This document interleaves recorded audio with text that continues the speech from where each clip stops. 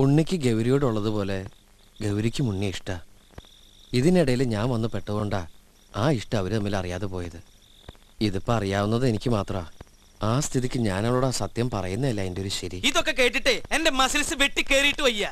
നീ പറയുന്നത് ശുദ്ധ മണ്ടത്തര, ഞാൻ പറയുന്നതിനേക്കാൾ വലിയ മണ്ടത്തരം. ദേ ഉദാഹരണത്തിന് ഇവന്റെ ഭാര്യയോട് ഒരുത്തിന് പ്രേമുണ്ട്, അവൾക്കും ചെറിയൊരു ഇഷ്ടമുണ്ട്.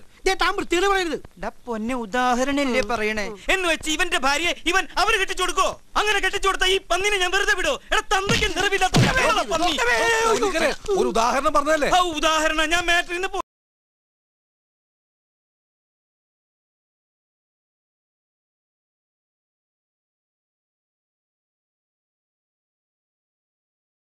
നേരെ ഒരു പെണ്ണ് എനിക്ക് നിങ്ങൾ നീ നിന്റെ ഭാര്യനെ കൂട്ടി കൊടുക്കണ പന്നി.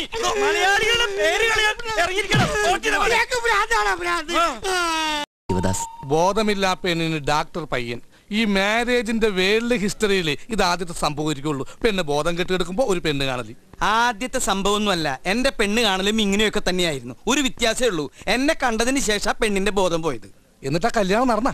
പിന്നെ വേറൊരു തെണ്ടി വന്ന് അവളെ കല്യാണം കഴിച്ച് ഇപ്പൊ അന്തസ്സായിട്ട് ജീവിക്കണം. അപ്പൊ ചേട്ടന് കല്യാണം കഴിക്കാത്തതിൽ യാതൊരു വിഷമില്ലേ? വിഷമം വരുമ്പോ ഞാൻ ചട്ടകെടുത്ത് ചൂടുള്ള പായസത്തിലിട്ട് 2 ഇളക്കിളക്കും. എന്നിട്ട് വിഷമം തീർന്നില്ലെങ്കിൽ 2 പപ്പടം. മോനെ കുറച്ച് ചോറിട്ടെ. ആയിക്കോട്ടെ. ഓ ചേട്ടാ കുറച്ച് ചോറിട്ടെ. വേണ്ട. ലേശം മോരൊഴിച്ച് കഴിക്കാനായിട്ട്. വേണ്ടെന്ന്. ഇത്തിരി തൈര് ഒഴിച്ചെന്ന്. എടോ തന്നോടല്ലേ പറഞ്ഞു വേണ്ടെന്ന്. ഇവിടുന്ന് വന്നുണ്ട് ഈ പന്നി. അല്ലേ കുറച്ച് ചോറിട്, തൈര് കൂട്ടി കഴിക്കാം. എടോ തന്നോട് ഞാൻ 16 പ്രാവശ്യം ചോറിട്ടെന്ന് ചോദിച്ചതല്ലേ? ചോറും തന്നെയല്ലേ ഞാൻ പറഞ്ഞത്, അക്ഷരം മാറിയൊന്നുമില്ലല്ലോ. എനിക്ക് എപ്പോഴും ഇങ്ങനെ കുമ്പിടാൻ പറ്റില്ല, പഴയ ജിംനാസിയ. താൻ എന്താ വേഷം കെട്ടെടുക്ക? എന്താ എന്റെ രാമൻകുട്ടി ഞാൻ 1000 പ്രാവശ്യം ഈ നായിന്റെ മോനോട് ചോദിച്ചതാ ചോറിട്ടെന്ന്. അപ്പൊ അവന്റെ അമ്മയുടെ വീടിന്റെ തൊട്ടടുത്ത് തന്നെ എന്റെ വീട്. എന്നിട്ട് അവൻ എന്നോട് ഇങ്ങനെ പെരുമാറണേ. ചേട്ടാ കുറച്ച് ചോറ്. തൊട്ടപ്പുറത്തെ ഇലയിലെടുത്ത് കഴിക്കടാ. ഓരോരുത്തന്മാര് വയറ് വാടകയ്ക്കെടുത്ത് വന്നിരിക്കുക. എനിക്ക് ഭ്രാന്തായ ഞാൻ തുപ്പിട്ട് ചോറും വിട്ടോ. തന്നെ കല്യാണം വിളിച്ചിട്ടുണ്ടാ? ഉണ്ടെങ്കിൽ കല്യാണം കുറി കാണിക്കടാ. വേണോ ചോദിച്ചാ വേണ്ടാന്ന് പറയാ. ഇവനാര്? ഊണ് മാഷ. ചോറ് എനിക്കിനി ചോറ് വേണ്ട.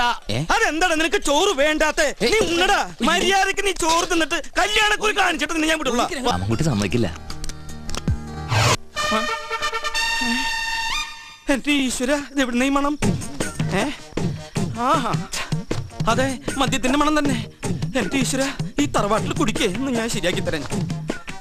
ഇത് ഇവിടെ ഇരുന്നോട്ടേട്ടാ. വേസ്റ്റ് ഗ്ലാസ്സാ. വേസ്റ്റ് വരുന്ന മദ്യം ഒഴിക്കാനാ. സോഡ ഒഴിക്കാണ്ട് കുടിച്ചാ കൂമ്പ് പാടും. കുറച്ചും കൂടി. കുറച്ചും കൂടി മതി. കുറച്ചും കൂടി മതിയല്ലോ. സോഡ വേണ്ടേ?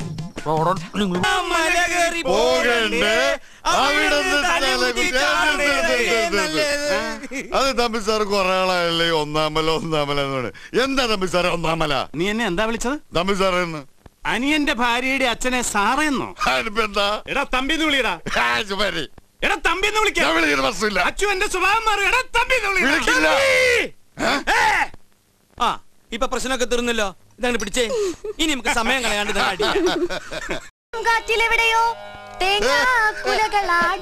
എന്നോട് ചോദിക്കാതെ കുട്ടിയോട് കവിത എടുക്കാൻ ആരാ പറഞ്ഞ? അല്ല രാമൻകുട്ടി, എനിക്കൊരു സംശയം. ഈ ഇളങ്കാറ്റിൽ എങ്ങനെയാടാ തേങ്ങാക്കുലകൾ ആടണേ? ഇത് ഞാൻ കറക്റ്റ് ചെയ്യാത്ത കോപ്പിയാ. അല്ല കോപ്പിയാ. തേങ്ങാക്കുല ആടുന്നു എന്നല്ല, തേങ്ങാക്കുലയിലാടും.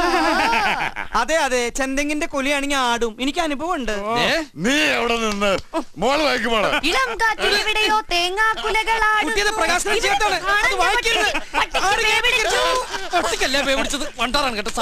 കളഞ്ഞല്ലോ. ഈ വർഷത്തെ വയലാർ അവാർഡല്ലേ കിടക്കുന്നത്?